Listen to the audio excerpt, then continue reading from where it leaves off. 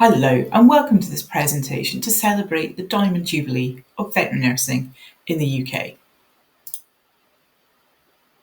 Hi, I'm Jane Davidson and I'm a registered veterinary nurse, and I'm also researching the history of the veterinary profession for my PhD. I hope that you're enjoying my timeline of events on the wall behind me. While I am spending my days with lovely aged documents like the one beside me, veterinary nursing is a much more modern profession. And while we still work under the Royal Charter and the Veterinary Surgeons Act and work with our veterinary surgeon colleagues, we are diamonds in our own right, and we have been working very hard recently to crystallise that vet nurse role. So this presentation will take us back to the beginning in 1961, go through the headlines up until 2011, and then look at the progress we've made in the last 10 years from the Golden Jubilee to the Diamond Jubilee. Because this is a period where we have been shining and the changes have been huge, and the sorts of changes that really affect and support what we do every day as a veterinary nurse. So in the very beginning, 1961, the RCVS approved the first Animal Nursing Auxiliary Training Scheme. This became known as a Registered Animal Nursing Auxiliary, or RANA, and is part of the history of vet nursing is our tradition of wearing a green uniform. And it has been said that this colour was chosen potentially because Rana is Latin for frog. But who knows, more history facts as we go along. 1962, the first Rana qualified. And this scheme was successful and kept going until the introduction of NVQs and further qualifications. So it really is a success story at a time when education was quite fragmented in many forms. 1965, the forerunner to the BVNA, so the British Animal Nursing Auxiliary Association, lots of acronyms, began and obviously is still with us today. But then we skip forward to 1984, and we hadn't been able to use the term veterinary nurse or animal nurse or any kind of nurse before this, because that title was protected only for those treating humans. So that was a big breakthrough in 1984, because we could use a term that the public knew about. So we weren't having to use a big long title, and we weren't having to explain what we did. If people knew what a nurse did, they kind of had a bit of an idea about what we did. And then we hit a nice little period where lots of things changed that were small but very significant. In 1991, we see an alteration to the Veterinary Surgeons Act that brought in Schedule 3. So love it or loathe it, it did give a legal recognition to our name and our duties. 1992 is a big step forward because the first advanced qualifications graduated with DIP AVNs in surgical nursing. And again, advances in qualifications. In 2000, the first equine nurses graduated with a species-specific qualification. And the final two events before we head to our decade of glittering change. 2002 sees Vet Nurse Council established in the form it is today, and also the first degree vet nurses graduating. And finally, in 2007, a non-statutory register of veterinary nurses was opened. And this links into events that we'll talk about in our glittering decade, which happened in 2013. I thought it's worth taking a little breather here to see exactly where we sit with the Royal Charter and the Veterinary Surgeons Act, because we mention it a lot. And there is quite a clear division about the roles that these two legislative markers play on our progress and how we can use them.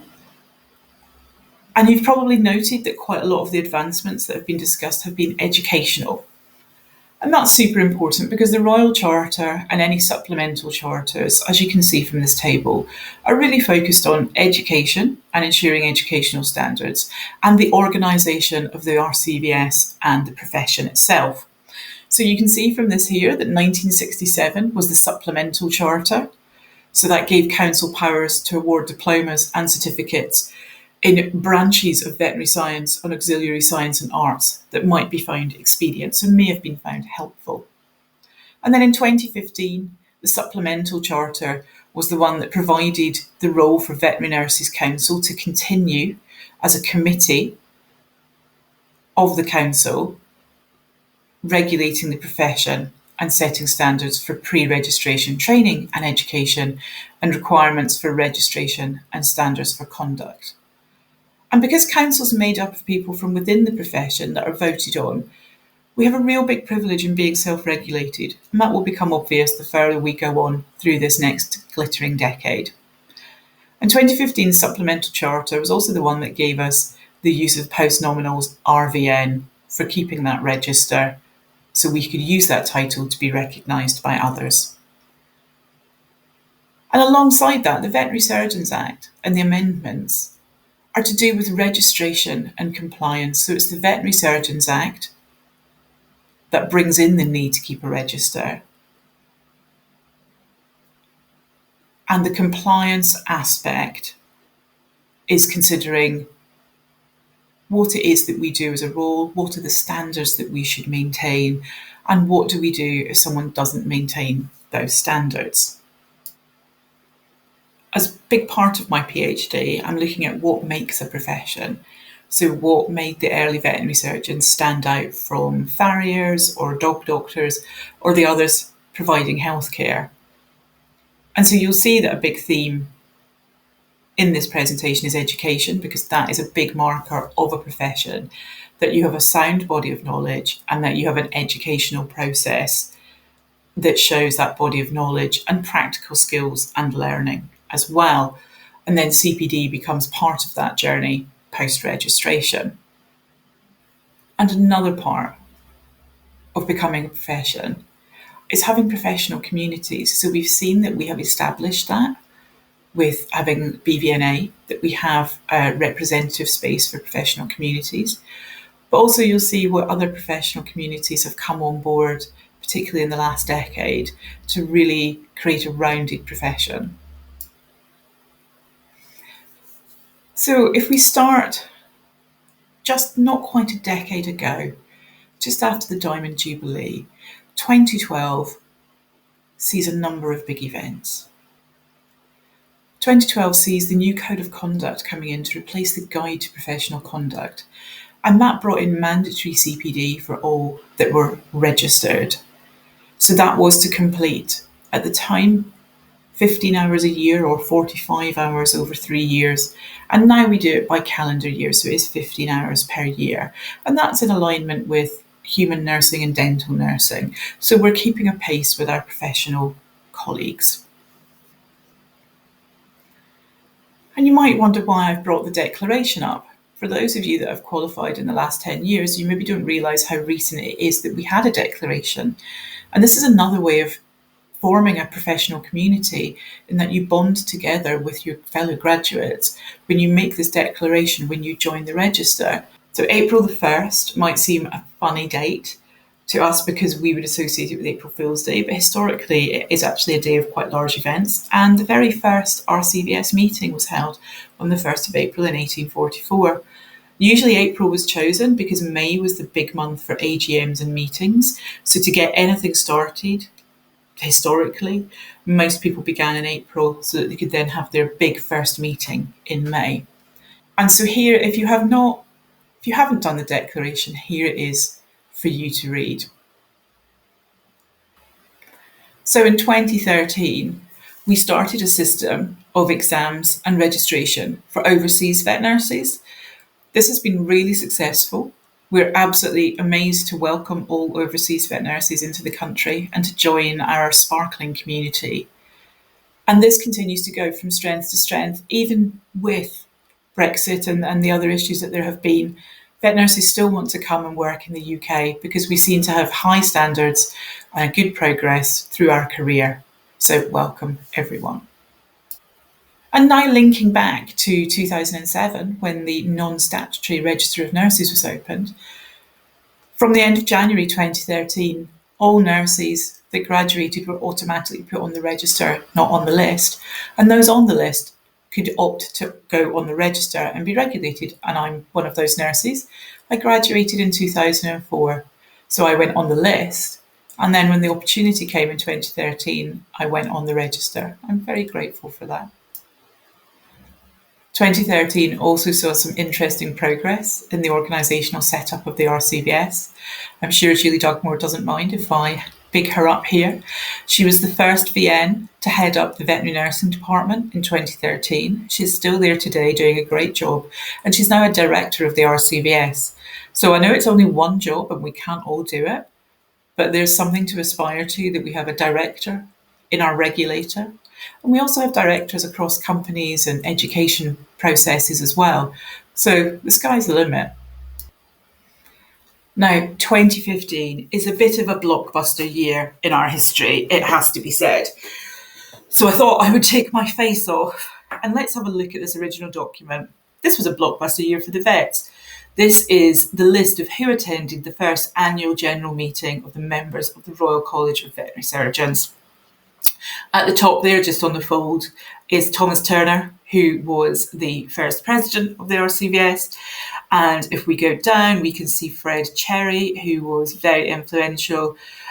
We can see the name just above Cherry of Mr. Walton Mayer, who, along with his father, was instrumental in setting up the RCVS. So we haven't got anything as beautiful looking as this for where we are in our vet nurse history. But we have got the Supplemental Royal Charter in 2015. And this is big because this formalises our associate membership status. So we are associates of the Royal College of Veterinary Surgeons. It removed the list completely.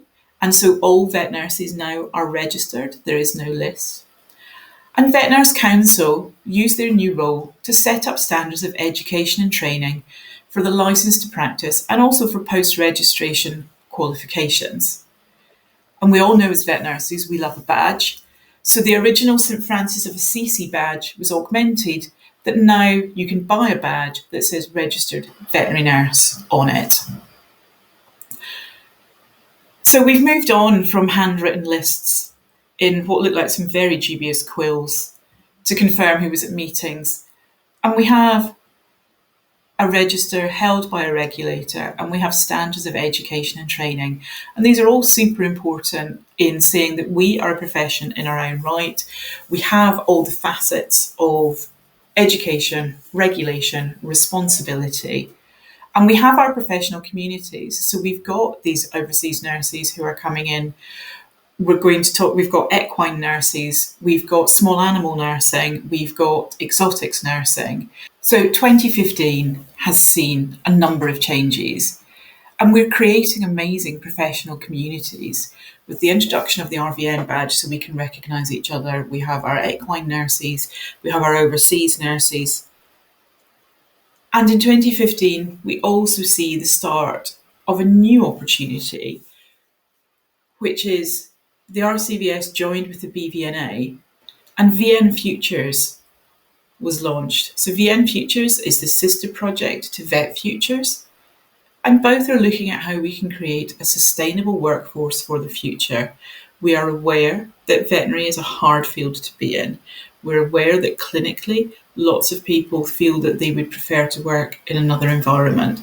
And we need to find out what it is that we can do to improve our retainment of vets and vet nurses. We have a website focused on what our aims are, and we're looking at how we recruit more nurses and how we retain people as well. What is it that is going to make people stay in the profession? These are super important because the regulator working with the representative organisation is a really powerful combo. And it also creates another professional community for people to join, to be active in, outside of necessarily what their job role is day to day. They can have a hand in what is going to happen in the future. And this is a theme that we'll see heading through this presentation. You won't be surprised to hear that the final event of 2015 was to do with education. And in some ways it was a little bit sad because the RCVS awarding body closed with the final students graduating. But this means that we have moved our educational process on, and the RCVS will still oversee the standards for vet nurse training, but those who provide the training are now separate. Clearly, this is an important professional move because I don't think it's very good, and we admit that, if you are the person who sets the standards, runs the courses, gives the awards, and also disciplines those people. There has to be a little bit of distance. So we now have numerous vet nursing providers providing level 3 diplomas, apprenticeship training, and foundation and honours degrees. It really is an amazingly accessible profession.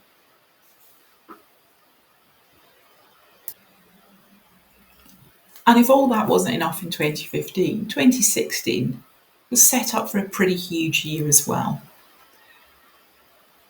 You may remember it as the year that we had a petition to protect the title veterinary nurse.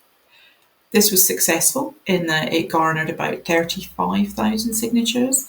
It got a significant amount of coverage in local and national TV and newspapers. And it was a real positive talking point that so many people wanted protection for the title.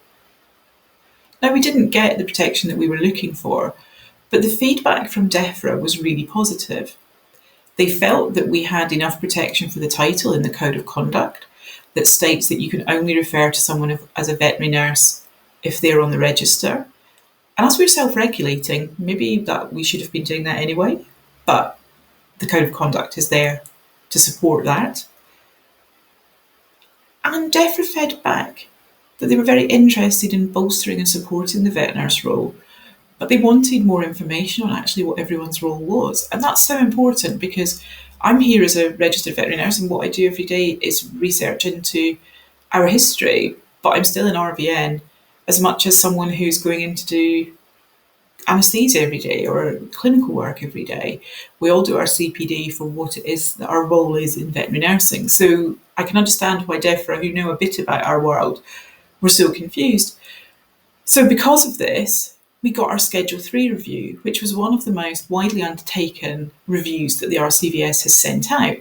And this was asking, what skills did you use every day? What skills don't you use every day? How many of us are disbudding cattle or debudding cattle? It's all big animals, who knows? How many of us are actually doing that? Is it relevant to have that in our legislation? Should we be looking at having some sort of separate large animal aspect of our role? So these are all questions that came up. And DEFRA were really impressed with that. And so from that, their response was that they will work with the RCVS in any future legislative change to support and bolster the vet nurse role.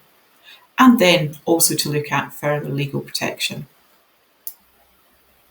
As you can imagine, after a couple of busy years of 2015 and 2016, you have to look at these reports and feedback and put them through council. And I know maybe sometimes people get a bit frustrated, but council and Vet Nurse Council do meet 4 times a year, and we are reading and reviewing paperwork in between those 4 meetings. But sometimes it does take a while just for everybody to have a look at and discuss on each of their committees what they think of feedback and reviews, and to put that together. So then we wait a little bit, but in 2018, a really big positive change occurs.